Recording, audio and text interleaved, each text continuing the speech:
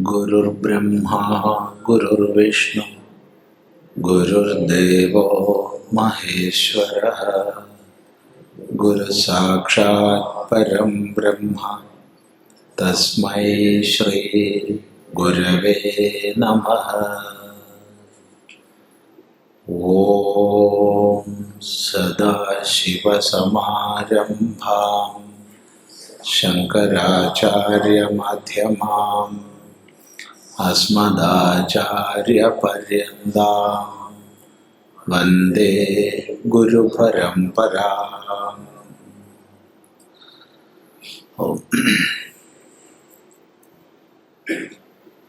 നമ്മൾ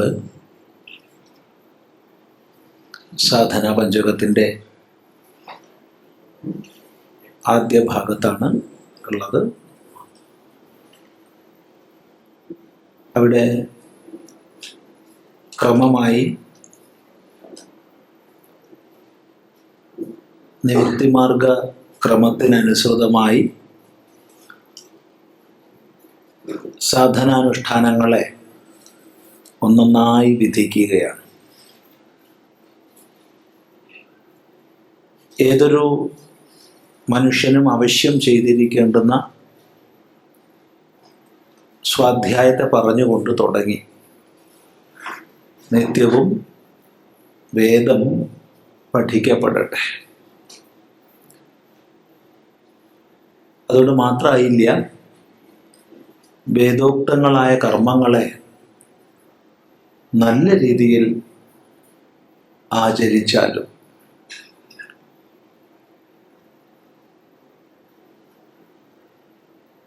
കേവലം പൂർവമീമാംസ ദർശനത്തിനനുസൃതമായി വൈദിക കർമ്മങ്ങളെ കൊണ്ട് വ്യത്യസ്ത ദേവതകളെ യജിക്കുകയാണ്. അതിൻ്റെ ഫലമോ അദൃഷ്ടം, പുണ്യം, സ്വർഗം. ഇവിടെ തീർത്തും ഭാവനയെ ഉയർത്തുന്നു. കർമ്മങ്ങളെ കൊണ്ട് ഈശ്വരാരാധനയെ ചെയ്താലും പ്രത്യേകം ദേവതകളെ സന്തോഷിപ്പിക്കുന്നതിനുള്ള അഥവാ പുണ്യം സമ്പാദിക്കുന്നതിനുള്ള കർമ്മം എന്ന കാഴ്ചപ്പാടിൽ നിന്ന് തീർത്തും ഉയർന്ന് ഈശ്വര ഉപാസനയ്ക്കുള്ള ഉപാധിയായി കർമ്മത്തെ മാറ്റുകയാണ്. അതാണ് തേന ഈശസ്യ അപചിതി വിധീയതാം എന്ന് പറഞ്ഞത്. അങ്ങനെ വൈദിക കർമ്മങ്ങളെ ഈശ്വരാരാധനാപരമായി ചെയ്യുമ്പോൾ ഒരിക്കലും തന്നെ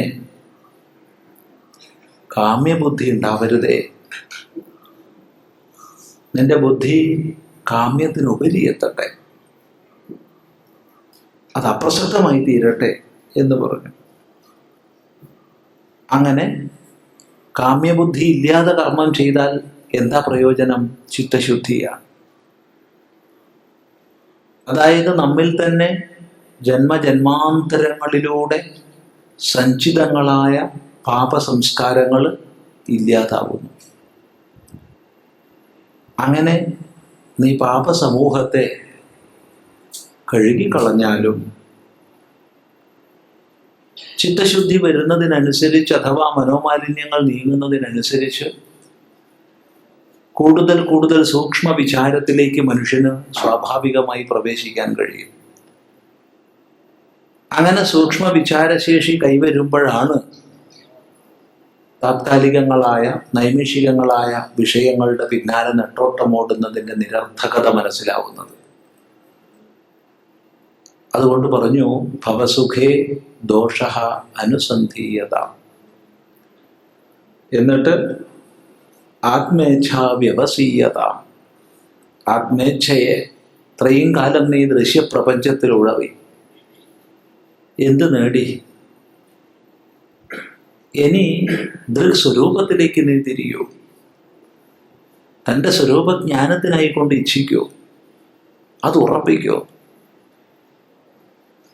എൻ്റെ എന്നുള്ള പരിമിത ബന്ധനങ്ങൾക്കുപരി നീ ഉയർന്നാലും നിജഗൃഹാത്, സ്വന്തം വീട്ടിൽ നിന്നും പൂർണ്ണം പെട്ടെന്ന് തന്നെ വിനിർഗമ്യത. പിന്നെന്ത് വേണം? സംഗച്ഛത്സ്വവിധീയതാം ഭഗവതോ ഭക്തിർദൃഢാധീയതാം ശാന്ത്യാദിപരിചീയതാം ദൃഢതരം കർമാശു സന്ത്യജ്യതാം സദ്വിദ്വാനുപസർപ്യതാം പ്രതിദിനം തത്പാദുകേ സേവ്യതാം ബ്രഹ്മൈകാക്ഷരമർത്ഥ്യതാം ശ്രുതിശിരോ വാക്യം സമാകർണ്യതാം. സംഘസത്സു വിധീയതാം. നീ ആത്മേച്ഛ ഉറപ്പിച്ച് സ്വഗൃഹത്തെ പരിത്യാഗം ചെയ്തു. ഇനി വളരെ ശ്രദ്ധിക്കണം.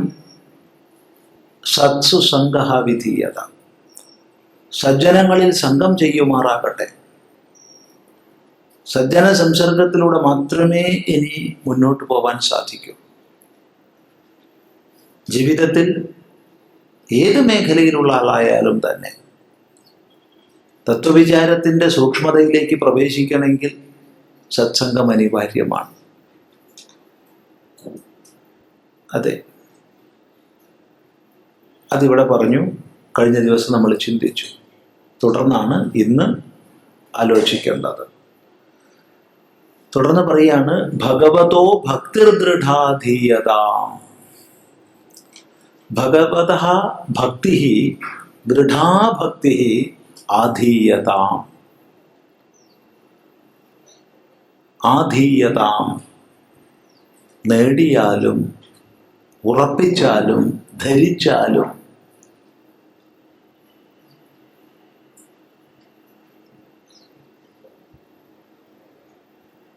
എന്ത്? ഭഗവതഃ ഭഗവാന്റെ ഭക്തി. എങ്ങനെയുള്ള ഭക്തി? ദൃഢാഭക്തി. ചഞ്ചലമായ ഭക്തിയല്ല, എന്തെങ്കിലും കാര്യസാധ്യത്തിനായിക്കൊണ്ടുള്ള ഭക്തിയല്ല, ദൃഢമായ ഭക്തി, ഉറച്ച ഭക്തി.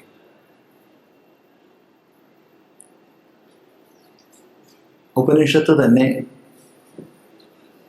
യസ്യ ദേവേ പരാഭക്തി യഥാ ദേവേ തഥാ ഗുരൗ തസ്യൈതേ കഥിതാഹ്യർത്ഥ പ്രകാശന്തേ മഹാത്മന എന്ന് വ്യക്തമായി പറയും.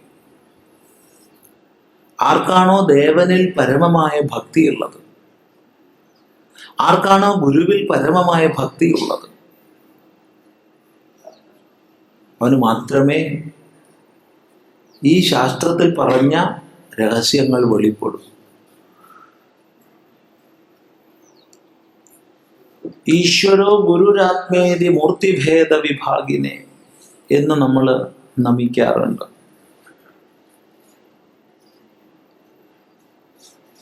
ഈശ്വരൻ തന്നെയാണ് ഗുരു. അതെ,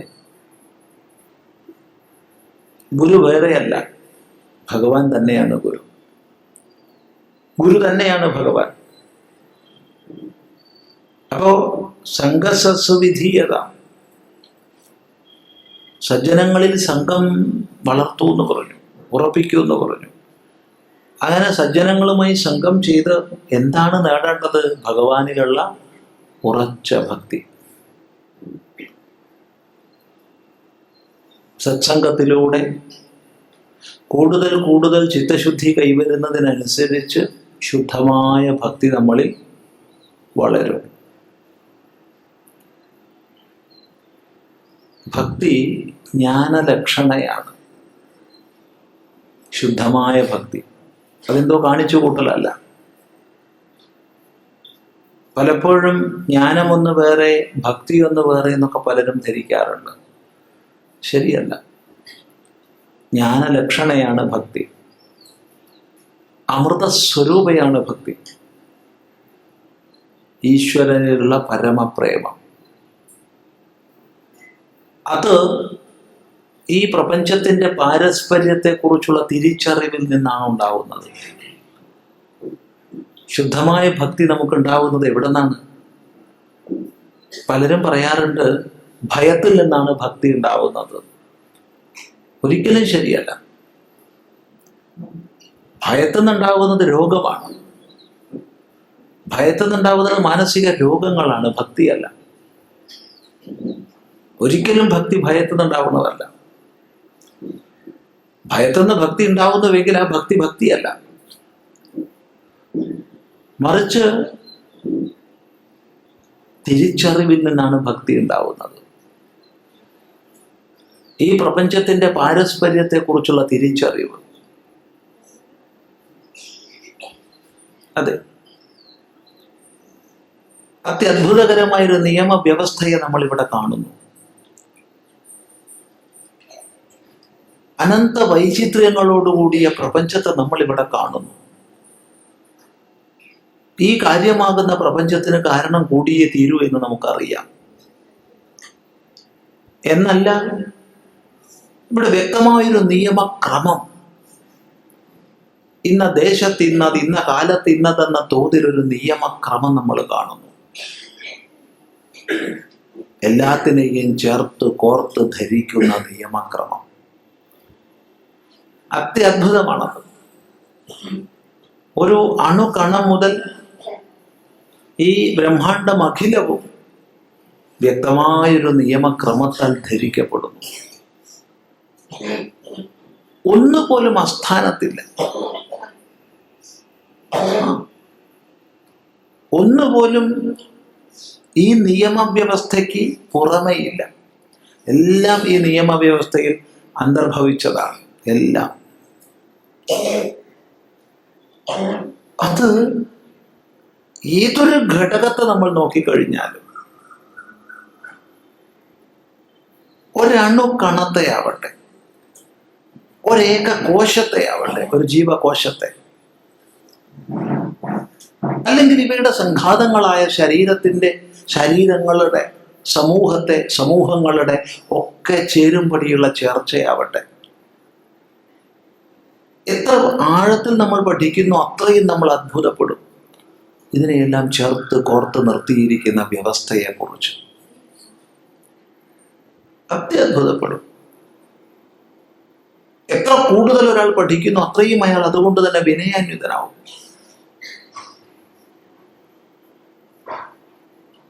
അതെ, കാരണം അത്യത്ഭുതകരമായ നിയമവ്യവസ്ഥ ഇതിനെയെല്ലാം ചേർത്ത് കോർത്ത് ധരിക്കുന്നുവല്ലോ. ഈ തിരിച്ചറിവിൽ നിന്നാണ് ദൃഢമായ ഭക്തി വരുന്നത്. അല്ലാതെ ഭയത്തിൽ നിന്നോ മറ്റെന്തെങ്കിലും കാര്യസാധ്യത്തിന് വേണ്ടിയോ ഒന്നുമല്ല. അപ്പൊ സജ്ജനങ്ങളുമായുള്ള സംഘത്തിൽ നിന്ന് നിശ്ചയമായും ഈശ്വര മഹിമയാണ് ബോധിക്കുക. സജ്ജനങ്ങളുമായി എന്ത് നമ്മൾ സംസാരിക്കുന്ന സമയത്തും, അത് ഏത് ലൗകിക വിഷയമോ ആകട്ടെ, ഏതൊരു ലൗകിക വിഷയം സംസാരിച്ചാലും അത് മുഴുവൻ തന്നെ ഈ പ്രപഞ്ചത്തെ ചേർത്ത് കോർത്ത് നിർത്തുന്ന ഈശ്വരീയമായ മഹിമയെക്കുറിച്ചാണ് പര്യവസാനിക്കുക.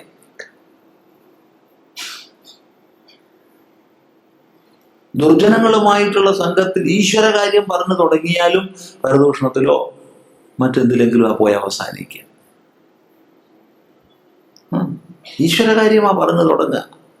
പക്ഷെ ക്രമേണ എല്ലാം തെന്നി തീർത്തും എന്തെങ്കിലും കുശുമ്പോ എന്തെങ്കിലും പറയുന്നതിൽ അവസാനിക്കും. അത് സജ്ജനങ്ങള് അങ്ങനെയുള്ള എന്തെങ്കിലും വർത്തമാനം തുടങ്ങിയാൽ പോലും അത് എത്തിച്ചേരുക ഈശ്വര മഹിമയിലായിരിക്കും. അതുകൊണ്ട് സജ്ജന സംസർഗം ചെയ്യൂ എന്ന് പറഞ്ഞിട്ടാണ് പറയണത്. അതിലൂടെ നീ ഈ ഭഗവൻ മഹിമ മനസ്സിലാക്കി അചഞ്ചലമായ ഭക്തിയെ നേടൂ. ശ്രദ്ധിക്കുക. ഭഗവതോ ഭക്തിർദൃഢാധീയതാം. ഭഗവാന്റെ ദൃഢമായ ഭക്തിയെ നീ ഉറപ്പിച്ചാലും, ദൃഢമായ ഭക്തി, ചഞ്ചലമായ ഭക്തിയല്ല. ചഞ്ചലമായ ഭക്തി പല കാര്യസാധ്യത്തിനുള്ളതാവും, ദേശത്തിനും കാലത്തിനും അനുസരിച്ച് മാറുന്നതാവും. എന്നാൽ ദൃഢഭക്തി അത് അചഞ്ചലമായ ഭക്തിയാണ്, അചഞ്ചലമായ ഭക്തി.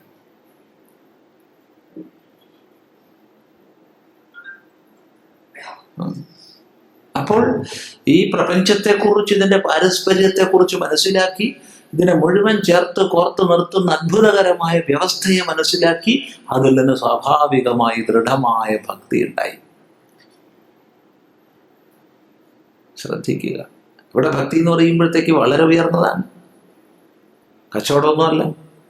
ഞാൻ ഇത് തരാൻ ഭഗവാനെ, അതിന് പകരം നീ എനിക്ക് അതും ഇതും തന്നാൽ മതി, അതൊന്നുമല്ല. ഇത് ദൃഢമായ ഭക്തി. എന്നിട്ടോ അങ്ങനെ ഭക്തി നേടിക്കഴിഞ്ഞാൽ മനസ്സിന്റെ നിയമനം ശീലിക്കൂ. ശാന്ത്യാദി പരിചീയതാം പറയാണ്. ശാന്തി തുടങ്ങിയവയെ പരിചയിച്ചാലും ശമം, ദമം,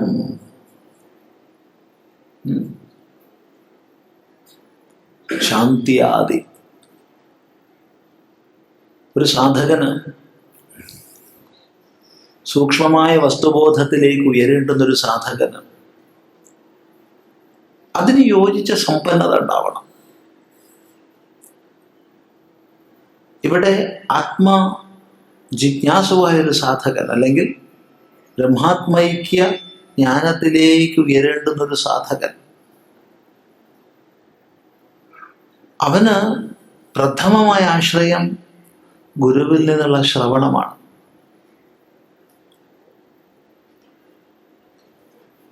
അതിന് പറയാൻ പോകുന്നു.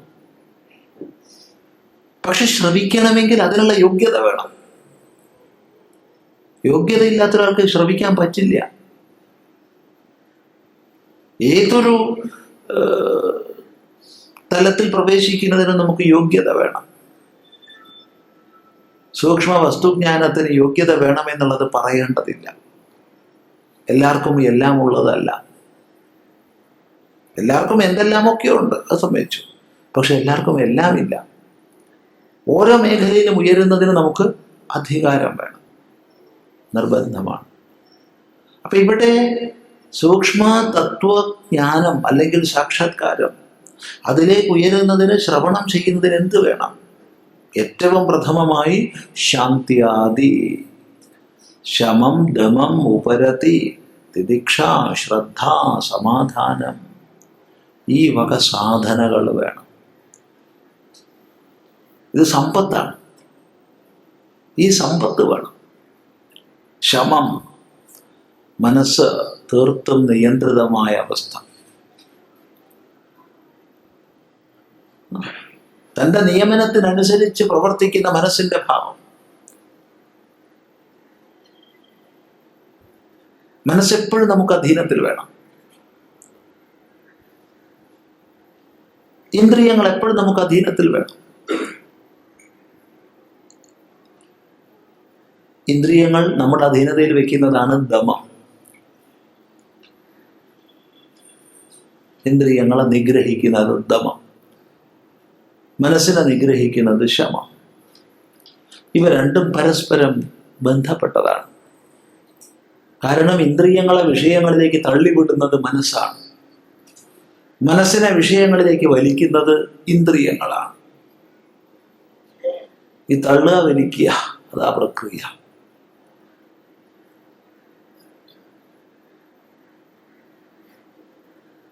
ഇവിടെ ശ്രദ്ധയോടുകൂടി ഇത് കേട്ടിരിക്കുമ്പോൾ അഥവാ കേൾക്കാനിരിക്കുമ്പോൾ നല്ല രൂപം ഇവിടെ വന്ന് നിന്നാൽ മതി. ആണോ പെണ്ണോ എന്തോ ആട്ടെ, കണ്ണ് രണ്ടും അങ്ങോട്ട് പോകും. കണ്ണ് മാത്രമേ പോകുള്ളൂ, കണ്ണ് മാത്രമേ പോകുള്ളൂ, ഒരു കുഴപ്പമില്ല. അല്ല, വേറൊരാളും കൂടെ പോകുന്നുണ്ട്. അല്ലെങ്കിൽ നല്ലൊരു പാട്ട് അവിടുന്ന് ഇങ്ങനെ വന്നാൽ മതി, ചെവി രണ്ടും പോകും. അല്ലെങ്കിൽ എന്തെങ്കിലും പൊരിക്കുക വർക്കൊക്കെ ചെയ്യണം, വാസന അവിടുന്ന് ഇങ്ങനെ വന്നാൽ മതി, മൂക്ക് രണ്ടും പോകും. ഇങ്ങനെ ഓരോ ഇന്ദ്രിയവും തന്നെ അതത് വിഷയത്തിന്റെ പിന്നാലെ നെട്ടോട്ടം ഓടുമ്പോൾ നമ്മൾ എങ്ങോട്ട് പോകും? നമ്മുടെ ലക്ഷ്യം എന്ത്?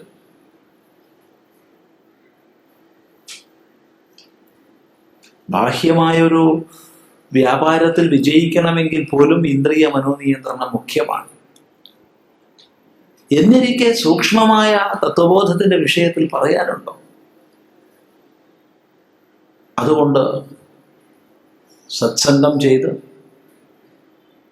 ഭഗവാനിലുള്ള ഉറച്ച ഭക്തി നേടിക്കഴിഞ്ഞാൽ നമ്മൾ അന്ധകരണത്തിന്റെ ഏകാഗ്രതയെ നേടണം. ഇന്ദ്രിയങ്ങളുടെ മുകളിൽ നിയമനം വേണം. അങ്ങും ഇങ്ങും പരത്തി നടക്കണ കണ്ണും ചെവിയും മൂക്കും ഒക്കെയായിട്ട് വയ്യ. ഇതൊക്കെ നമ്മുടെ അധീനത്തിൽ വെക്കണം.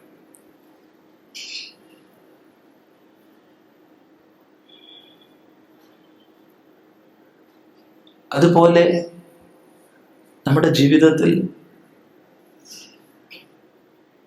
എപ്പോഴും സുഖം ദുഃഖം, മാനം അപമാനം, ശീതമുഷ്ണം, പൂജ പരിഭവം, സ്തുതി നിന്ദ, ഇങ്ങനെ ദ്വന്ദ്വങ്ങൾ വരിക തന്നെ ചെയ്യും. സുഖമുണ്ടെങ്കിൽ ഉറപ്പാണ് ദുഃഖം ഉണ്ടാവും. സുഖം മാത്രമായിട്ട് വേണമെന്ന് പറഞ്ഞാൽ സാധിക്കില്ല. എപ്പോഴെങ്കിലും ആരെങ്കിലും നമ്മളെ എവിടുന്നെങ്കിലും പൂജിക്കുന്നുണ്ടെങ്കിൽ ആരെങ്കിലും എവിടുന്നെങ്കിലും പരിഭവം പറയുന്നുണ്ടാവും. ആരെങ്കിലും സ്തുതിക്കുന്നുണ്ടെങ്കിൽ വേറെ ആരെങ്കിലും നിന്ദിക്കുന്നുണ്ടാവും, ഉറപ്പാണ്. ഒരു ശീതമുണ്ടെങ്കിൽ ഒരു ഉഷ്ണം ഉണ്ടാവും. ഈ ദ്വന്ദ്വങ്ങൾ പ്രപഞ്ചത്തിന്റെ നിയമമാണ്. അതുകൊണ്ട് തന്നെ ജീവിതത്തിൽ വരുന്ന ദ്വന്ദ്വങ്ങളെ ശാരിക്ക് സഹിക്കാനുള്ള കഴിവ് വേണം. ദുഃഖം സഹിക്കാൻ പഠിച്ചാൽ പോരാ. ദുഃഖം സഹിക്കുന്നതിനേക്കാൾ മുഖ്യമാണ് സുഖം സഹിക്കുന്നത്. കാരണം പൊതുവെ ദുഃഖം സഹിക്കല്ലാണ്ട് വല്ല വഴിയുണ്ടോ? ജീവിതത്തിൽ എന്തെങ്കിലും ദുഃഖങ്ങൾ ഉണ്ടായിച്ചോളൂ, സഹിക്കല്ലാണ്ട് എന്തെങ്കിലും വഴിയുണ്ടോ? ഒരു വഴിയില്ല. അതുകൊണ്ട് എങ്ങനെയെങ്കിലുമൊക്കെ എല്ലാവരും സഹിക്കും ദുഃഖത്തെ. പക്ഷെ സുഖം സഹിക്കാൻ ഭൂരിഭാഗം പേർക്കും അറിയില്ല. എന്തെങ്കിലും ചില ഭൗതിക സുഖ സാഹചര്യങ്ങൾ വന്നാൽ മതി സ്വയം അഹങ്കരിച്ച് നശിക്കുന്നതാണ് ഭൂരിഭാഗം മനുഷ്യരുടെയും സ്ഥിതി. അതുകൊണ്ട് ജീവിതത്തിൽ വന്നു ചേരുന്ന ദ്വന്ദ്വങ്ങളെ സഹിക്കാൻ കഴിയണം. അതിന് പറയുന്ന പേരാണ് തിതിക്ഷ.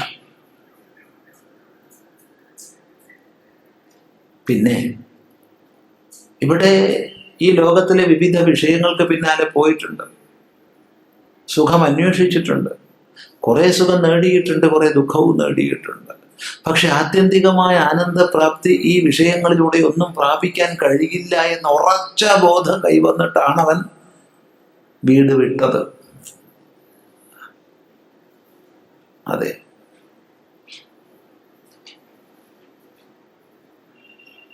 ഇനി എന്ത് വേണം? വീണ്ടും വിവിധ കർമ്മ പദ്ധതികളിൽ കുടുങ്ങിക്കൂടാം. വീണ്ടും പല പല ലോകങ്ങളെ പ്രാപിക്കുന്നതിനായിക്കൊണ്ടുള്ള കർമ്മങ്ങളിൽ കുടുങ്ങിപ്പോകാം. അതുകൊണ്ട് വിചാരത്തിലൂടെ സർവകർമ്മങ്ങളെയും ഉപേക്ഷിക്കുന്ന അല്ലെങ്കിൽ സർവകർമ്മങ്ങളെയും അതിക്രമിക്കുന്ന അവസ്ഥയിലേക്ക് എത്തണം. അതാണ് ഉപരതി. ഉപരതി സന്യാസം എന്നൊക്കെ ആചാര്യന്മാർ പറഞ്ഞു തരും. ഉപരതിക്ക് വേറൊരു താല്പര്യം, സ്വാഭാവികമായി അയത്നപൂർവമായി ഇന്ദ്രിയ മനസ്സുകളെല്ലാം നിയമിതമായി തന്നിൽ തന്നെ കുടികൊള്ളുന്ന അവസ്ഥാവിശേഷമാണ് ഉപരതി. ശ്രദ്ധ, ഗുരുശാസ്ത്രവാക്യങ്ങളിലുള്ള സത്യത്വ ബുദ്ധി. അതെ, ശാസ്ത്രസ്യ ഗുരുവാക്യസ്യ സത്യബുദ്ധി അവധാരണം. അതാണ് സത്യത്വ ബുദ്ധിയോടുകൂടി ശാസ്ത്രവാക്യത്തെ ഗുരുവാക്യത്തെ സ്വീകരിക്കുന്നതാകുന്നു ശ്രദ്ധ. സകല സാധനകളിലും വെച്ച് ഏറ്റവും പ്രധാനം ശ്രദ്ധയാണ്.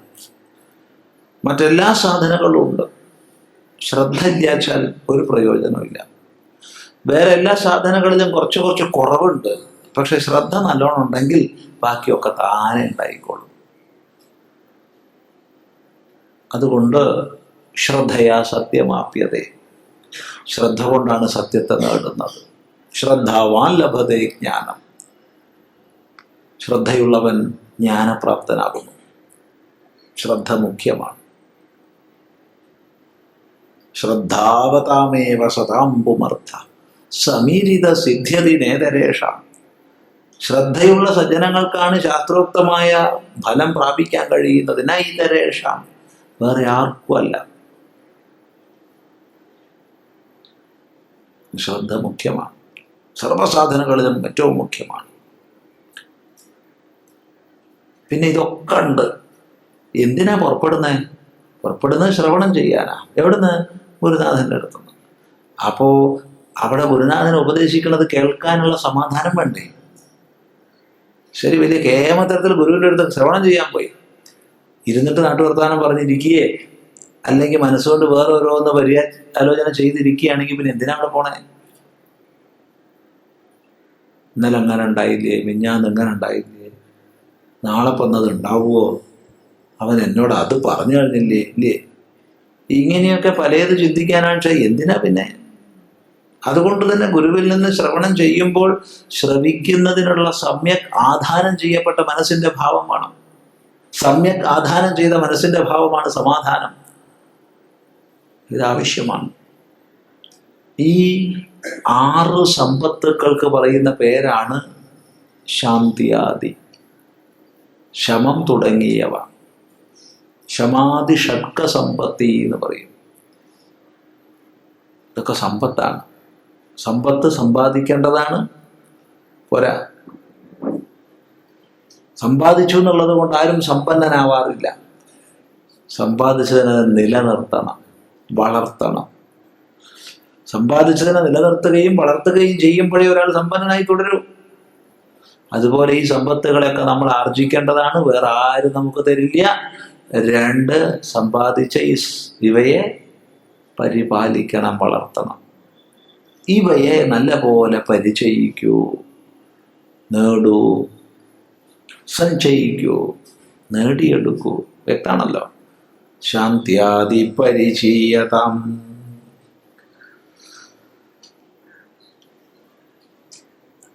എങ്ങനെ?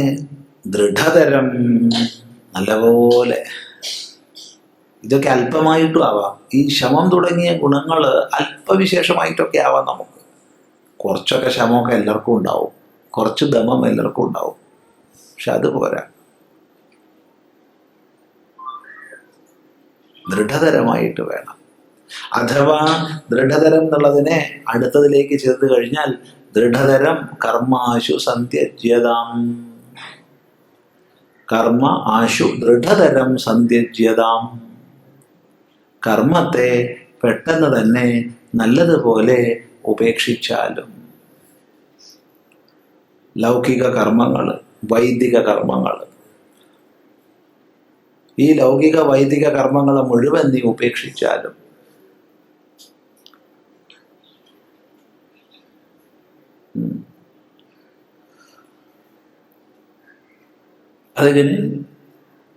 എങ്ങനെയാ കർമ്മങ്ങളെ ഉപേക്ഷിക്കുക എന്ന് പറയുന്നത്? ദേഹമുള്ള കാലത്തോളം കർമ്മം ചെയ്യണമല്ലോ. പിന്നെ എങ്ങനെ കർമ്മങ്ങൾ ഉപേക്ഷിക്കുന്നു എന്ന് പറയുന്നു? അവിടെ താത്പര്യം ഇത് ഞാൻ ചെയ്യുന്നു, ഇതെന്റെ കർമ്മം എന്ന ഭാവനയോടുകൂടി നമ്മൾ പല പല കർമ്മങ്ങളിൽ മമത്വബുദ്ധിയോടുകൂടെ അനുഷ്ഠിക്കുകയാണ്. എന്ത് ചെയ്യുന്നുണ്ടോ അതിലൊക്കെ മമത്വബുദ്ധി. ഇത് ഞാൻ ചെയ്യുന്നു, അഹങ്കാരം, ഇതെനിക്ക്, മമത്വം. ഈ അഹങ്കാര മമത്വങ്ങളോടുകൂടി ചെയ്യുന്ന കർമ്മങ്ങളാണ് നമ്മളെ ബന്ധിക്കുന്നത്. ഈ ബന്ധന സ്വഭാവത്തോടു കൂടിയ കർമ്മങ്ങളെ നീ ഉപേക്ഷിച്ചാലും ലൗകികവും വൈദികവുമായ കർമ്മങ്ങൾ ഞാൻ എൻ്റെ എന്നുള്ള ഭാവനയോടുകൂടി ഇവയെ ചെയ്ത് ഏത് ചെയ്യുന്നുണ്ടോ എല്ലാത്തിലും എപ്പോഴെങ്കിലും എങ്ങനെയെങ്കിലും ഒരു സകാമ ഭാവന ഉണ്ടാവും. അങ്ങനെ സകാമ ഭാവനയോടുകൂടി ചെയ്യുന്ന കർമ്മങ്ങളെ നീ ഉപേക്ഷിച്ചാലും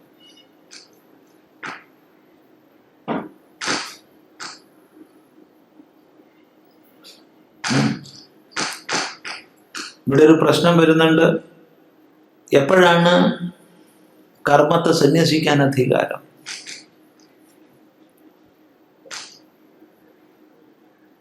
ഇവിടെ പൂർവമീമാംസകർ പറയുന്നത് ഒരു കാരണവശാലും കർമ്മങ്ങളെ ഉപേക്ഷിക്കാൻ അധികാരമില്ല. വിഹിത കർമ്മങ്ങളെ ചെയ്യുക തന്നെ വേണം. ഒരു കാരണവശാലും ഉപേക്ഷിക്കരുതെന്നാണ് പൂർവമീമാംസകർ പറയുന്നത്. നിത്യകർമ്മങ്ങളെ ഉപേക്ഷിക്കാൻ പാടില്ല, തീർച്ചയായും ചെയ്യണം. എത്ര കാലം ജീവിച്ചിരിക്കുന്ന അത്രയും കാലം.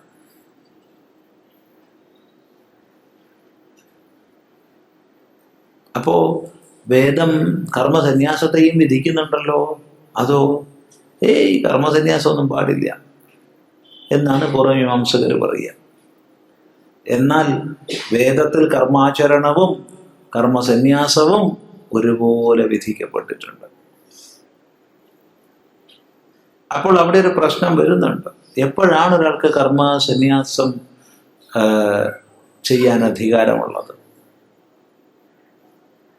എത്ര കാലം വരെ ഒരാൾക്ക് ഞാൻ ഈ ശരീരം തന്നെയാണ് എന്ന ബോധമുണ്ടോ അത്രയും കാലം അയാൾ വിഹിത കർമ്മങ്ങളെ ചെയ്തേ മതിയാവും.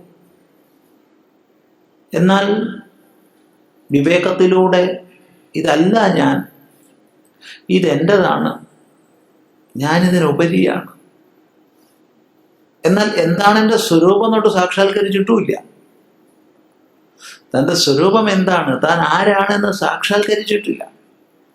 പക്ഷെ അറിയാം, എന്താ, ഇത് ഞാൻ അല്ല, ഇതൊരു ഉപാധിയാണ് എന്ന് മാത്രമല്ല, എന്താണ് തൻ്റെ സ്വരൂപം എന്നറിയാനുള്ള ദൃഢമായ ഇച്ഛയുണ്ട്. വിവിധിഷ, അറിയാനുള്ള ഇച്ഛ. ഈ തലത്തിലുള്ള ആൾക്കാണ് കർമ്മസന്യാസത്തിന് അധികാരം.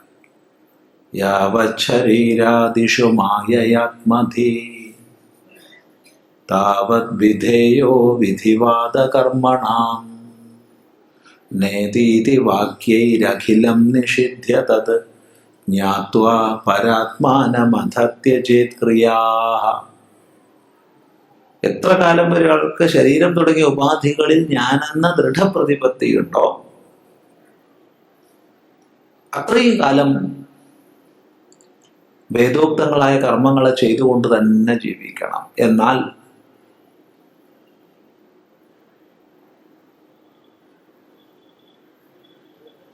ഇതല്ല, ഇപ്രകാരമല്ല പരമസത്യം എന്ന ദൃഢബോധം വന്നു. എന്നാൽ പരമാത്മതത്വം സാക്ഷാത്കരിച്ചിട്ടുമില്ല. ആ ഒരു തലത്തിൽ നേതീതി വാക്യയിൽ അഖിലം നിഷിധ്യത, ഈ ദൃശ്യപ്രപഞ്ചത്തെ മുഴുവൻ നിഷേധിച്ചിട്ട് ജ്ഞാത്വാ പരാത്മാനം, ഈ ദൃശ്യവർഗങ്ങളിൽ നിന്നെല്ലാം വിലക്ഷണമായ പരമാത്മതത്വത്തെ കുറിച്ചറിഞ്ഞിട്ട് ഒരാൾക്ക് സർവകർമ്മങ്ങളെയും ഉപേക്ഷിക്കാം. ഇത് ശാസ്ത്രത്തിൻ്റെ നിർണയമാണ്. അതുകൊണ്ട് അത്യന്തം അറിയുക എന്നത് മാത്രം ലക്ഷ്യമായിരിക്കുന്ന ഒരാൾക്ക് കർമ്മസന്യാസത്തിന് അധികാരം ഉണ്ട്. അല്ലാത്ത കാലത്തോളം ഒരാൾ കർമ്മങ്ങളെ ആചരിച്ചുകൊണ്ടേയിരിക്കണം. അപ്പൊ ഇവിടെ ശാന്തി തുടങ്ങിയവയെ നീ പരിചയിച്ചില്ലേ, സജ്ജനങ്ങളുമായി സംഘം ചെയ്തില്ലേ, ദൃഢമായ ഭക്തിയെ ആർജിച്ചില്ലേ, ഇനിയൊരു കാര്യം ചെയ്യൂ, പെട്ടെന്ന് തന്നെ കർമ്മങ്ങളെ ഉപേക്ഷിക്കൂ, സന്യസിക്കൂ.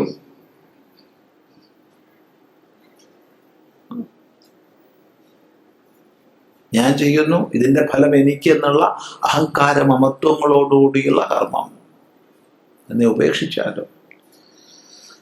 ഇനി എന്ത് വേണം? സദ്വിദ്വാനുപസർപ്യതാം, പാഠഭേദമുണ്ട്. സദ്വിദ്വാനുപസേവ്യതാം, രണ്ടും അർത്ഥം തന്നെയാണ്. സദ്വിദ്വാൻ ഉപസേവിക്കപ്പെടട്ടെ, സദ്വിദ്വാൻ പ്രാപിക്കപ്പെടട്ടെ. സജ്ജനങ്ങളുമായി സംഘം ചെയ്തു, ഭഗവത് ഭക്തി ദൃഢമായി ചെയ്തു, മനസ്സിൻ്റെ ഇന്ദ്രിയങ്ങളുടെയൊക്കെ നിയന്ത്രണം നേടി, കർമ്മങ്ങളെ ഉപേക്ഷിക്കുകയും ചെയ്തു. ഇപ്പം നീ സന്യാസിയാണ്, കർമ്മങ്ങളെ സന്യസിച്ചു കഴിഞ്ഞു. ഇനി എന്ത് വേണം? സദ്വിദ്വാനുപസേവ്യതാം അഥവാ സദ്വിദ്വാനുപസർപ്യതാം. സദ്വിദ്വാൻ ഉപസേവിക്കപ്പെടട്ടെ, സദ്വിദ്വാൻ പ്രാപിക്കപ്പെടട്ടെ. വിദ്വാന് പ്രാപിക്കണം. തദ്വിജ്ഞാനാർത്ഥം സ ഗുരുമേവാഭിഗച്ഛേത്. സമിത്പാണി ശ്രോത്രിയം ബ്രഹ്മനിഷ്ഠം.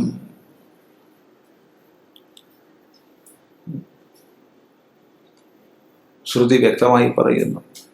തദ്വിജ്ഞാനാർത്ഥം, പരമമായ സത്യസാക്ഷാത്കാരത്തിനായിക്കൊണ്ട് സ ഗുരുമേവാഭിഗച്ഛേത്. ജിജ്ഞാസു ഗുരുവെ തന്നെ പ്രാപിക്കണം, ഗുരുവെ തന്നെ പ്രാപിക്കണം. സമിത്പാണിഹി, സമിദ്ഭാരമേന്തിയിട്ട് എപ്രകാരമാണോ അഗ്നിയിൽ സമർപ്പിക്കപ്പെടുന്ന സമിധ ഭസ്മീകൃതമാകുന്നത്, അതുപോലെ തൻ്റെ അഹങ്കാര മമത്വങ്ങളുടെ മുഴുവൻ ഭസ്മീകരണം. ആ ഒരു ഭാവനയോടുകൂടി സമിധ ഏന്തിയിട്ട് ഗുരുനാഥനരികെ പോകണം. ഏത് ഗുരുനാഥൻ? ശ്രോത്രിയനും ബ്രഹ്മനിഷ്ഠനുമായ ഗുരുനാഥൻ. ഗുരുനാഥൻ ശ്രോത്രിയനായിരിക്കണം. താൻ തൻ്റെ സ്വാനുഭൂതിയുടെ നിറവിൽ നിന്നാണ് ഉപദേശിക്കുന്നതെങ്കിലും ഉപദേശിക്കുന്നതിനുള്ള ഓരോ വാക്യവും തന്നെ ഗുരുനാഥനിൽ നിന്ന് ലഭിച്ചതായിരിക്കും. ആ ഗുരുനാഥനും അങ്ങനെ തന്നെ, ആ ഗുരുനാഥനും അങ്ങനെ തന്നെ. അങ്ങനെ പരമ്പരാപ്രാപ്തമായ അറിവോടൊത്തവർ, അവരാണ് ശ്രോത്രിയന്മാർ. വിധിവദധീത ശ്രുത, വിധിപ്രകാരം അധ്യയനം ചെയ്തവൻ. അധീത ശ്രുതി സമ്പന്ന, അധ്യയനം ചെയ്ത് ശ്രുതി സമ്പന്നനായവൻ, അവനാണ് ശ്രോത്രിയൻ.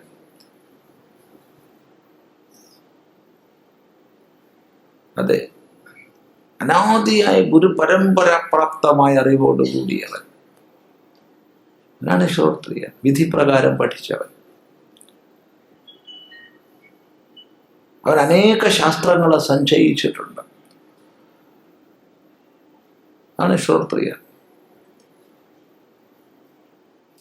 എന്നാൽ ഗുരുനാഥൻ ശ്രോത്രിയൻ മാത്രമായാൽ മതിയോ? പോരാ, ബ്രഹ്മനിഷ്ഠനായിരിക്കണം.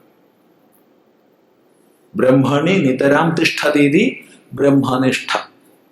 താൻ ഉപദേശിക്കുന്ന ബ്രഹ്മതത്വത്തിൽ തന്നെ അഭിന്നമായി ചരിക്കുന്നവനായിരിക്കണം. ശ്രദ്ധിക്കുക. താൻ ഉപദേശിക്കുന്ന തത്വം എന്ന് വേറെ, താനെന്ന് വേറെ അല്ല. അഭിന്നവൃത്തനാണ് ബ്രഹ്മനിഷ്ഠ. ഇങ്ങനെ ശ്രോത്രിയനും ബ്രഹ്മനിഷ്ഠനുമായ ഗുരുനാഥനെ വേണം പ്രാപിക്കേണ്ടത്. ശ്രോത്രിയം ബ്രഹ്മനിഷ്ഠം. അങ്ങനെയുള്ള സദ്വിദ്വാനുപസർപ്യതാം, സദ്വിദ്വാനുപസേവ്യതാം. സദ്വിദ്വാൻ ഉപസേവിക്കപ്പെടട്ടെ. ഭഗവത്ഗീത ഉപദേശത്തിൽ ഇതാ ഇപ്പൊ ഭഗവാൻ അങ്ങോട്ട് ഉപദേശിക്കും പരമമായ ജ്ഞാനത്തെ എന്ന് നമ്മൾ പ്രതീക്ഷിക്കുന്ന ഒരു സന്ദർഭം. അപ്പൊ എന്താ ഭഗവാൻ പറയണത്?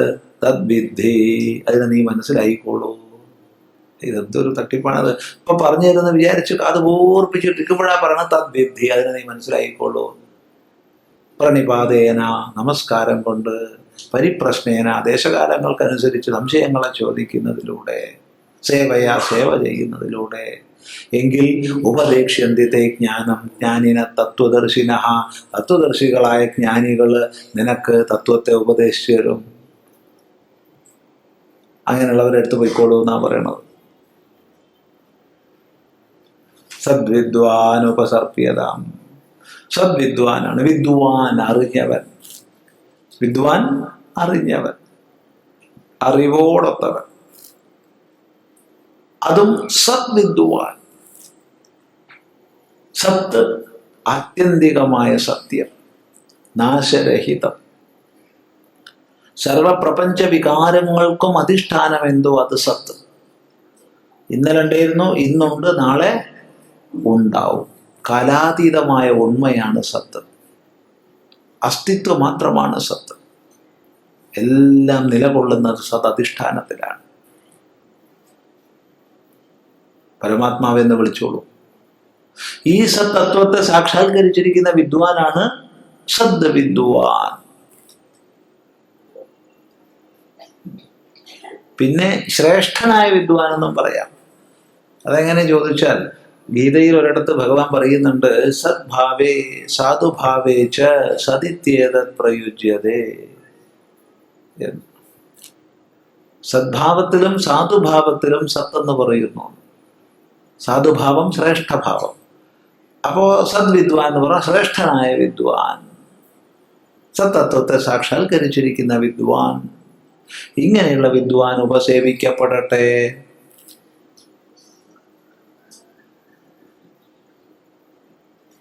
സദ്വിദ്വാനെ കൂടാതെ വയ്യ. അതുകൊണ്ട് നീ സദ്വിദ്വാനെ പ്രാപിച്ചാലും. സദ്വിദ്വാനെ പ്രാപിച്ചു എന്ത് ചെയ്യണം? പ്രതിദിനം തത്പാദുകേ സേവ്യതാം. ദിവസവും അവൻ്റെ പാദങ്ങളെ സേവിച്ചാലും. പ്രതിദിനം, എല്ലാ ദിവസവും ഗുരുനാഥന്റെ പാദസേവ ചെയ്താലും. പാദസേവ ചെയ്യാന്ന് പറയുമ്പോൾ തീർത്തും സമർപ്പണ ഭാവത്തോടുകൂടി ഗുരുസേവ ചെയ്യുക. അതെ, സേവ മുഖ്യമാണ്. എത്ര കണ്ട് നമ്മൾ നമസ്കാരം, സേവ തുടങ്ങിയവ ചെയ്യുന്നുണ്ടോ അത്രയും നമ്മുടെ അന്ധകരണം ശുദ്ധമായി വരും. നമ്മൾ സേവിച്ചത് കൊണ്ട്, നമസ്കരിച്ചത് കൊണ്ട് ഗുരുനാഥനൊരു ഗുണമില്ല, ഒരു ദോഷവും ഇല്ല. മറിച്ച് നമ്മൾ സേവിക്കുമ്പോൾ, നമ്മൾ നമസ്കരിക്കുമ്പോൾ നമ്മുടെ പാത്രത്വം വികസിക്കും. ദിവസവും അവൻ്റെ പാദങ്ങളെ സേവിച്ചാൽ.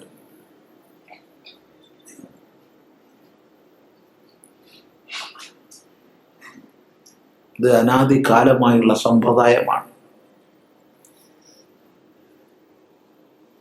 ഗുരുപസദനത്തെ കുറിച്ച് പറയുന്ന സന്ദർഭത്തിൽ ഭഗവാൻ ഭാഷ്യകാരൻ ഒരിടത്ത് പറയുന്നുണ്ട്, അസ്മദാദിഷു അപി ഉപസദന വിധേരിഷ്ടത്വാതെന്ന്. നമ്മളെപ്പോലുള്ളവർക്കും ഉപസദന വിധി ഇഷ്ടം തന്നെയാണ്. എന്നുവെച്ചാൽ ഉപസദന വിധി വേണം തന്നെയാണ് നമ്മുടെയും അഭിപ്രായം. ഓരോ തലമുറയിലും ഈ ഉപസദന വിധി പാലിക്കുമ്പോഴാണ് ഒരു സംസ്കാരം തന്നെ നിലനിൽക്കുന്നത്. അതായത് നമസ്കരിക്കുക, സേവിക്കുക, പരിപ്രശ്നം ചെയ്യുക എന്നുള്ളതൊക്കെ തന്നെ ഉപസദന വിധി. അങ്ങനെ ദിവസവും ഗുരുപാദത്തെ സേവിച്ചാൽ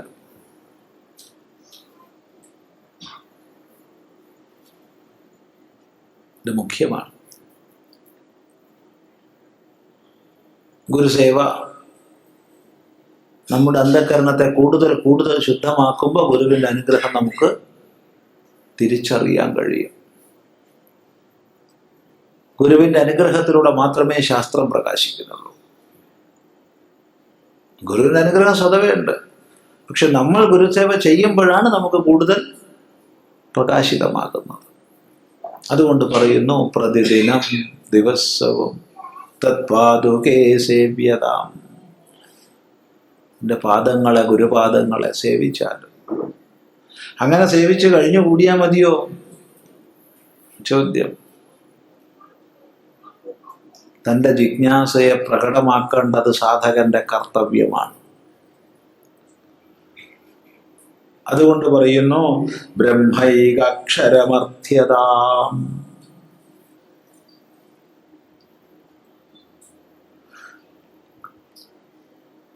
ബ്രഹ്മൈകാക്ഷരമർത്ഥ്യതാം. ഏകാക്ഷരമായ ബ്രഹ്മത്തെ അർത്ഥിച്ചാലും, പരമമായ ബ്രഹ്മോപദേശത്തെ അർത്ഥിച്ചാലും, ബ്രഹ്മത്തെ അർത്ഥിച്ചാലും പ്രാർത്ഥിച്ചാലും, ഭഗവാനെ എന്താണ് ബ്രഹ്മമെന്ന് എനിക്ക് ഉപദേശിച്ചു തരൂ. അധീഹി ഭഗവോ ബ്രഹ്മേതി. അല്ലയോ ഭഗവാനെ, എന്താണ് ബ്രഹ്മമെന്ന് ഉപദേശിക്കൂ. പ്രാർത്ഥിക്കണം. തൻ്റെ ജിജ്ഞാസയെ പ്രകടമാക്കും വിധം പ്രാർത്ഥിക്കണം. അത് നിർബന്ധമാണ്. അത് വിധിയാണ്. ഗുരുനാഥൻ അറിയില്ല എന്ന് ചോദ്യമില്ല. ഞാൻ എന്തിനാ വന്നത്? ഗുരുവിന് അറിയില്ലേ? നീ വന്നതും അറിയും, നീ പോണതും അറിയും. പക്ഷേ നമ്മുടെ കർത്തവ്യമാണ് താൻ എന്തിനു വന്നു എന്ന് അറിയിക്കൽ. അത് മുഖ്യമാണ്. ഒരിക്കല് ഒരാശ്രമത്തില് കുറെ സ്വാമിമാരുണ്ട്. അപ്പൊ എന്റെ ഒത്തുകൂടി അങ്ങനെ നേരമ്പൊക്കെ പലതും പറഞ്ഞപ്പോൾ ഇരിക്കണ്ടേ. അപ്പൊ അവിടെ ഒരു ആശ്രമത്തിൽ നിന്ന് വിട്ട്, ഒരു സന്യാസാശ്രമത്തിൽ നിന്ന് വിട്ടു വന്നൊരു ബ്രഹ്മചാരി വന്നിട്ടുണ്ട് അവിടെ. പൊതുവെ നമ്മുടെ സ്വഭാവം ഒരു സ്ഥലത്ത് ഇരിക്കുമ്പോൾ അവിടെ നല്ല കേമനായിട്ടിരിക്കും, അവിടെ നല്ല വിട്ടു കഴിഞ്ഞാൽ അതിനെക്കുറിച്ച് കുറ്റം പറയും. അത് പൊതുവെ മനുഷ്യരുടെ ഒരു സ്വഭാവമാണ്. ഏതെങ്കിലും ഒരു സ്ഥാപനത്തിൽ ഇരിക്കുന്ന സമയത്ത് അവിടെ ഇരുന്ന് ചാപ്പാടടിക്കും, ഒരു കുഴപ്പവും പറയില്ല. അവിടെ നിന്ന് വിട്ടു കഴിഞ്ഞാൽ പിന്നെ അതിനെതിരായിട്ട് നിൽക്കും. പൊതുവെ ഒരു മനുഷ്യന്റെ ഒരു സ്വഭാവമാണത്. എന്താ പൊതുവെന്ന് ചോദിച്ചാൽ പറയാൻ വയ്യ. അപ്പൊ ഇയാള് വിട്ടുവന്ന ആശ്രമത്തെ പറ്റി കുറ്റം പറയുകയാണ്. ഏതാശ്രമത്തിനാണ് വിട്ടു വന്നതിനെ കുറിച്ച് കുറ്റം പറയുകയാണ്. അപ്പോൾ സ്വാമിമാർക്കൊരു തമാശയും കിടക്കട്ടെ, അവരിങ്ങനെ പ്രോത്സാഹിപ്പിക്കേണ്ടത് ഇദ്ദേഹത്തെ പറയാൻ. എന്താണ് കാര്യം ഉണ്ടായത്? ഞാൻ 9 കൊല്ലം അവിടെ താമസിച്ചു. കത്തിന് അഡ്രസ്സ് എഴുതുകയും മാസികയുടെ സ്റ്റിക്കർ ഒട്ടിക്കുക അല്ലാണ്ട് വേറൊരു പണി ഞാൻ ചെയ്തിട്ടില്ല. ഇതന്നെ എനിക്ക് ഉണ്ടായിട്ടുള്ളൂ. നടുവ് നിവർക്കാൻ കഴിഞ്ഞിട്ടില്ല.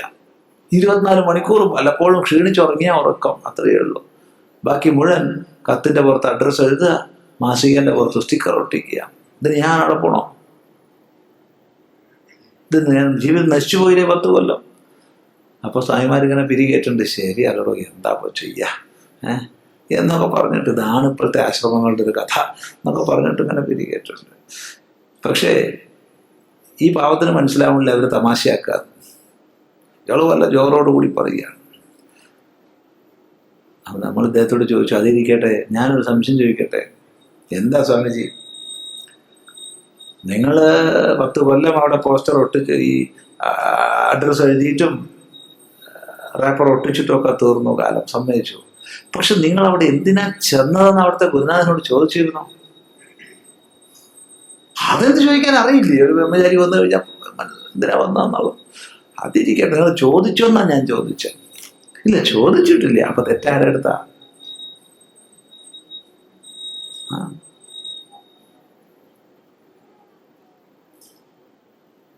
ആരെടുത്താ തെറ്റ്? ഇയാള് ശ്രീനാരായണ ഗുരുദേവന്റെ വലിയൊരു ഭക്തനാണ്.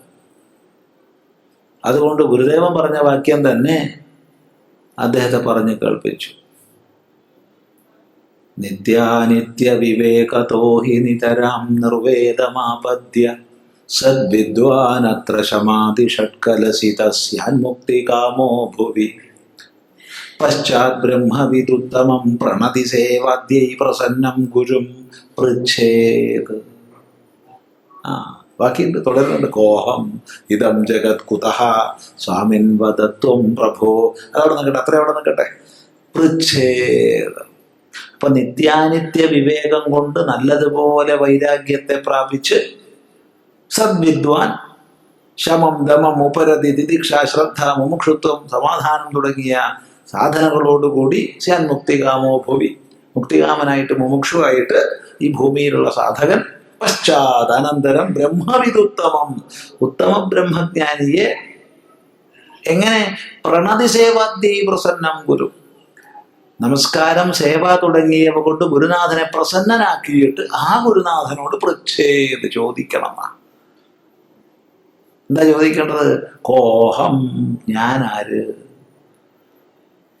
എന്താ ശ്രദ്ധിക്കേണ്ടത്? ഗുരുനാഥന്മാരുടെ അടുത്ത് പോയിട്ട് നീ ആര്, എന്താ പേര്, പൂർവാശ്രമം എവിടെയാണ്, എത്ര കൊല്ലായി സന്യസിച്ചിട്ട്, എന്തിനാ സന്യസിച്ചേ, നല്ല പ്രേമനൈരാശ്യം മറ്റും ഉണ്ടായിരുന്നോ, എന്താണ് എൻ്റെ ഇടപാട്?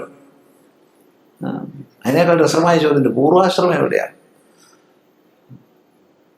എവിടെ ഇതൊന്നും ചോദിക്കാനല്ല നീ പോണത്. അതൊക്കെ ലൗകികന്മാരോട് ചോദിച്ചോളൂ നീ ആരാന്നുള്ളത്. ഏതൊരു ലൗകികനെ കണ്ടാലും നീ ആരാന്ന് ചോദിച്ചോളൂ, വിരോധമില്ല. തത്വവിജ്ഞാനികളായ ഗുരുനാഥന്മാരോട് നീ ആരാന്നല്ല ചോദിക്കേണ്ടത്, ഞാൻ ആരാന്നാ.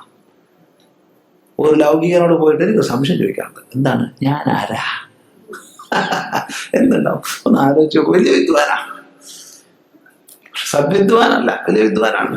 അപ്പോൾ വളരെ വലിയൊരു വിദ്വാനായിട്ടുള്ള ഒരാളടുത്ത് പോയിട്ട്, സാർ എനിക്ക് വളരെ വലിയൊരു സംശയം ചോദിക്കാനുണ്ട്. എന്താ, ചോദിച്ചോളൂ. ഞാൻ ആരാ? അയാൾ പറയും, നിനക്കത് മനസ്സിലാക്കി തരാനുള്ള സ്ഥലത്തേക്ക് ഞാൻ നിന്നെ കൊണ്ടുപോവാം എന്ന് പറയും. അതെ, അവിടെ പോയിട്ട് ഞാൻ ആരാന്ന് ചോദിക്കാൻ പറ്റില്ല, നീ ആരാന്ന് ചോദിക്കാം. പക്ഷെ സദ്വിദ്വാന്റെ അടുത്ത് പോയിട്ട് നീ ആരാന്നല്ല ചോദിക്കേണ്ടത്, ഞാൻ ആരാന്നാ ചോദിക്കണ്ടേ.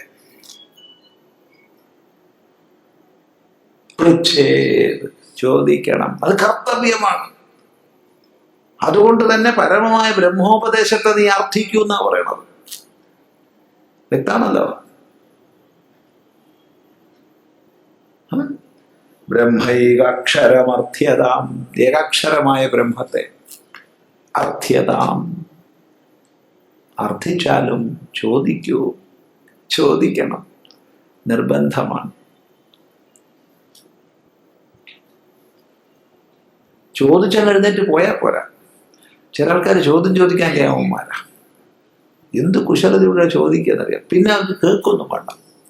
പിന്നെ അവർ ഈ ഉത്തരം പറയുന്ന സമയത്തൊക്കെ അവരാലോചിക്കുക അടുത്ത ചോദ്യം എന്ത് ചോദിക്കണം എന്നായിരിക്കും.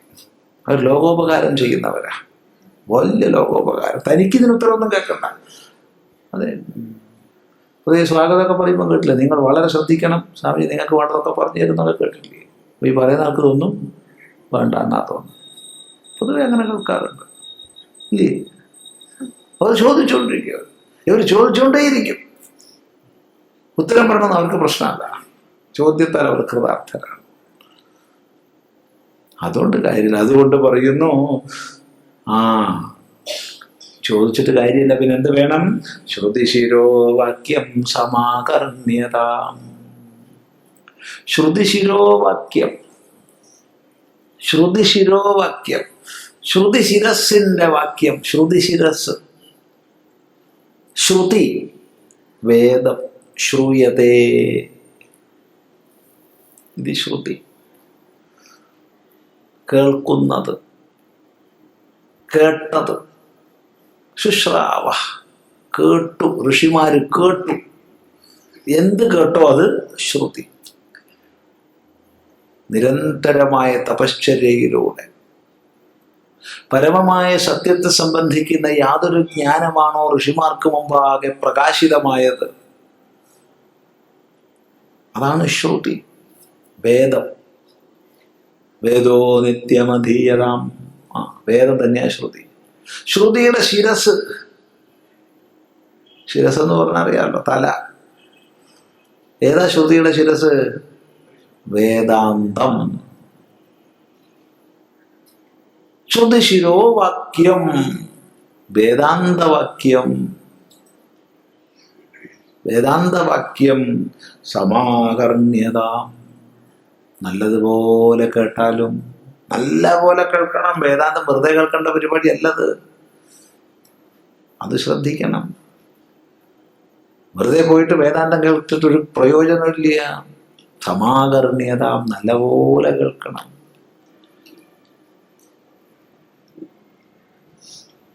അപ്പൊ ഇവിടെ ശ്രുതി ശിരോവാക്യം എന്ന് പറയുമ്പോൾ അതിനുപരി മറ്റൊന്നില്ല. ശിരസിനുപരി നമുക്ക് മറ്റൊന്നില്ല. ശിരസ പരമമായത്, ഏറ്റവും ഉയർന്നത് ശിരസ. അതുപോലെ ശ്രുതിയുടെ ഏറ്റവും ഉയർന്നത് എന്ന് പറയുമ്പോൾ കേവലം വേദാന്തം എന്ന് പറഞ്ഞാൽ മതിയോ എന്ന് സംശയം. മറുപടി പോരാ. പിന്നെ വേദാന്ത മഹാവാക്യം എന്ന് തന്നെ പറയണം.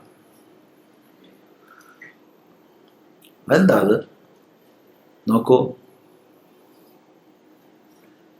വേദാന്തത്തിന്റെ വിഷയം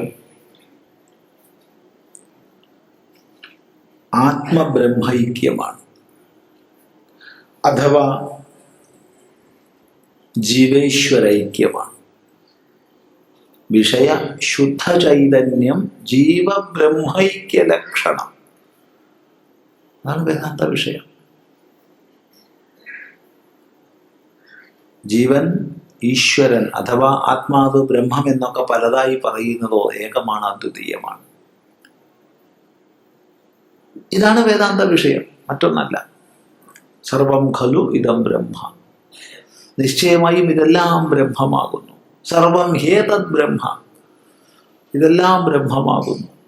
ഈ സർവം ബ്രഹ്മ എന്നുള്ളതാണ് വേദാന്ത വിഷയം. എല്ലാ ഉപനിഷത്തുക്കളും ഈ പരമമായ സത്യം ഏകമാണ്, അദ്വിതീയമാണെന്നതിനെയാണ് വെളിപ്പെടുത്തുന്നത്, ആവർത്തിച്ചുപദേശിക്കുന്നത്. എല്ലാ ഉപനിഷത്തുക്കളും. ഉപനിഷത്തിലെ എല്ലാ വാക്യങ്ങളും തന്നെ പരമമായ സത്യത്തെ ബോധിപ്പിക്കുന്നതാണ്, അഥവാ ആത്മബ്രഹ്മൈക്യമാണ്.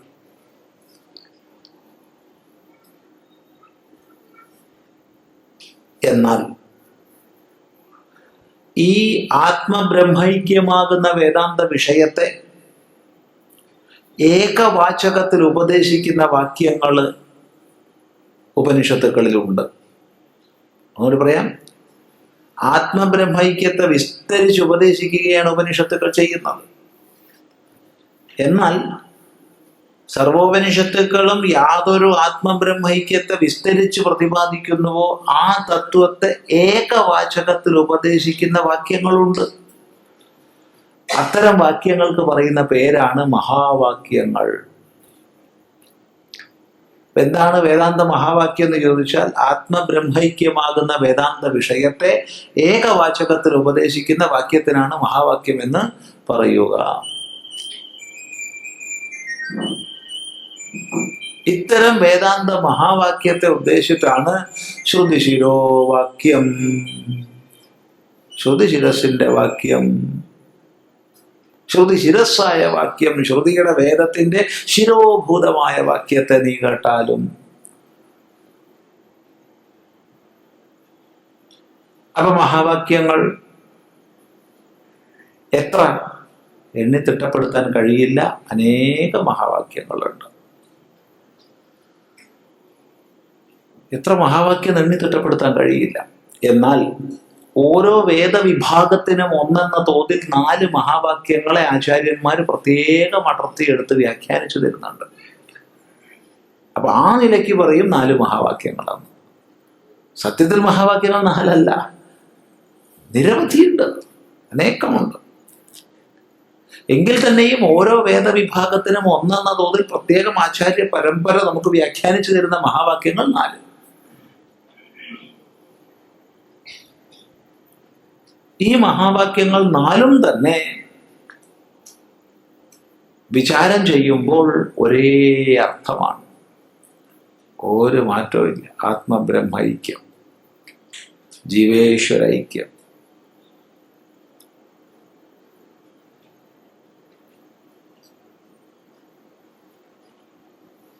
ഋഗ്വേദീയമായ ഐതരേയ ഉപനിഷത്തിലെ പ്രജ്ഞാനം ബ്രഹ്മ, യജുർവേദീയമായ ബൃഹദാരണ്യക ഉപനിഷത്തിലെ അഹം ബ്രഹ്മാസ്മി, അത് ആവർത്തിക്കുന്നുണ്ട് വേറെ പല ഉപനിഷത്തുക്കളിലും.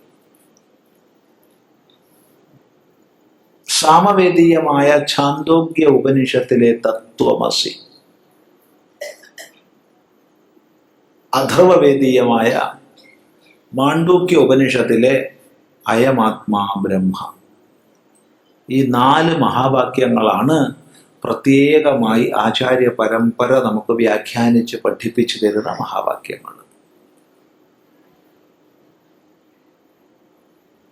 ഇവിടെയൊക്കെ തത്വം തന്നെയാണ്, ലക്ഷ്യാർത്ഥം ഒന്ന് തന്നെയാണ്. അതിനെക്കുറിച്ച് ഇപ്പോൾ വിസ്തരിക്കുന്നില്ല, കാരണം തുടർന്ന് ആചാര്യപാദങ്ങൾ തന്നെ ഇവിടെ നമുക്ക് വിസ്തരിച്ച് പറഞ്ഞു തരുന്നത് കൊണ്ട് യഥാസ്ഥാനത്ത് നമുക്ക് പഠിക്കാം. ഏതായാലും ശ്രുതിശിരോവാക്യം സമാകർണ്യതാം, വ്യക്തമാണല്ലോ. ഈ വേദാന്ത മഹാവാക്യത്തെ നല്ലതുപോലെ കേൾക്കും, നല്ലപോലെ കേൾക്കണം, നല്ലപോലെ കേൾക്കണം, അതിന് തയ്യാറായിട്ട് കേൾക്കണം, ശ്രദ്ധയോടുകൂടി കേൾക്കണം, പരിപൂർണമായി കേൾക്കണം. എന്നിട്ടോ ഞാനെത്ര കേട്ടതാ, നിങ്ങൾ വരണം കേട്ടോ, അവിടെ വേദാന്തം പ്രഭാഷണമുണ്ട്. ഞാനൊക്കെ എത്ര കാലം കേട്ടു, അതിന് എന്ത് ഗുണമുണ്ടായി, എന്ത് ഗുണമുണ്ടായി ചിന്തിക്കുക. പലപ്പോഴും അങ്ങനെയാണ്. ഇനി ചിലർ ഞാൻ ഇന്നാളിരുന്ന് കേട്ടതെന്ന് അഭിമാനിച്ചിരിക്കുന്ന കൂട്ടരാണ്. ഞാൻ സാക്ഷാൽ ബ്രഹ്മാവിൻ്റെ അടുത്ത് കേട്ടിട്ടുണ്ട്. പിന്നെ എനിക്കെന്താവുണ്ട്? സാക്ഷാൽ ബ്രഹ്മാവിൻ്റെ അടുത്തുനിന്ന് കേട്ടിട്ട് വിരോചനൻ അജ്ഞാനിയായി തന്നെയായിരുന്നത്. വിരോചനന്റെ സതീർത്ഥ്യനുണ്ടായിരുന്നു ഇന്ദ്രൻ. ഇന്ദ്രൻ തെറ്റിദ്ധരിച്ചിട്ടായിരുന്നേ. പക്ഷേ ഇന്ദ്രന് തിരിച്ചറിവുണ്ടായി, ഞാൻ തെറ്റിദ്ധരിച്ചതാണ്. വീണ്ടും പോയി സംശയം ചോദിച്ചു. ബ്രഹ്മാവ് പറഞ്ഞു, സംശയത്തിന് മറുപടി പറഞ്ഞു തരുന്നതോടെ നിൽക്കട്ടെ, 32 കൊല്ലം പോയി തപസ് ചെയ്ത് വന്നാൽ പറഞ്ഞുതരാം. വീണ്ടും ധരിച്ചു. തിരിച്ചു പോയപ്പോൾ മനസ്സിലായി എനിക്ക് തെറ്റിദ്ധാരണ നീങ്ങിയിട്ടില്ല. വീണ്ടും പോയി. ബ്രഹ്മാവ് പറഞ്ഞു, മിണ്ടരുത്, 32 കൊല്ലം പോയിട്ട് തപസ് ചെയ്തോളൂ, എന്നിട്ട് ഞാൻ പറഞ്ഞുതരാം. അങ്ങനെ 3, 32, ഒരു 4, 100 കൊല്ലം തപസ് ചെയ്തിട്ട് ഇന്ദ്രൻ, ദേവന്മാരുടെ അധിപതിയായ ഇന്ദ്രൻ ബ്രഹ്മാവിൽ നിന്ന് ശ്രവണം ചെയ്തു. അതുകൊണ്ട് നമ്മൾ ഇന്നാളിരുന്ന് കേട്ടു എന്നൊന്നും പറഞ്ഞിട്ട് ഒരു കാര്യമില്ല. അതിലങ്ങനെ കേൾക്കണതോടുകൂടി തൻ്റെ പരിപാടി കഴിഞ്ഞു. ശരിയാണ്, കേൾക്കണതോടുകൂടി പരിപാടി കഴിഞ്ഞു. ആർക്ക്? അങ്ങേയറ്റം ശ്രവണജനിതമായ സംസ്കാരത്തോടുകൂടി ഒരു ലേശ തടസ്സത്തോടുകൂടി ജനിച്ചവർക്ക് ഒരൊറ്റ പ്രാവശ്യം ഗുരുവിൽ നിന്ന് ശ്രവണം ചെയ്താൽ പിന്നെ ഓരോന്നും വേണ്ട. ശരിയാണ്, അത് കൃതാർത്ഥരായിത്തീരുന്നു. അവനവൻ കൃതാർത്ഥനായിട്ടുണ്ടോന്ന് അവനോടറിയാമോ? വേറൊരാളുടെ എന്തിനാ ചോദിക്കണത്? ഞാൻ കൃതാർത്ഥനായിട്ടുണ്ടോ? എന്താ മറുപടി? ഇല്ല, ഉറപ്പില്ല. എങ്ങനെ സ്വാമി ഇല്ല എന്ന് ഉറപ്പ് പറയണത്? ഉണ്ടെങ്കിൽ ചോദിക്കില്ലല്ലോ.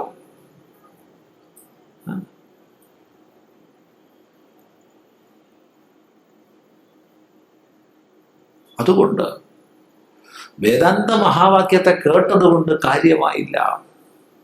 പിന്നെന്ത് വേണം? നോക്കൂ, വാക്യാർത്ഥശ്ച വിചാര്യതാം ശ്രുതിശിരഃ പക്ഷസമാശ്രീയതാം ദുസ്തർക്കാസു വിരമ്യതാം ശ്രുതിമതഃ തർക്കോനുസന്ധീയതാം ബ്രഹ്മൈവാസ്മി വിഭാവ്യതാം അഹരഹർഗർവ പരിത്യജ്യതാം ദേഹോഹം അതിരുജ്യതാം ബുധജനൈർവാദ പരിത്യജ്യതാം.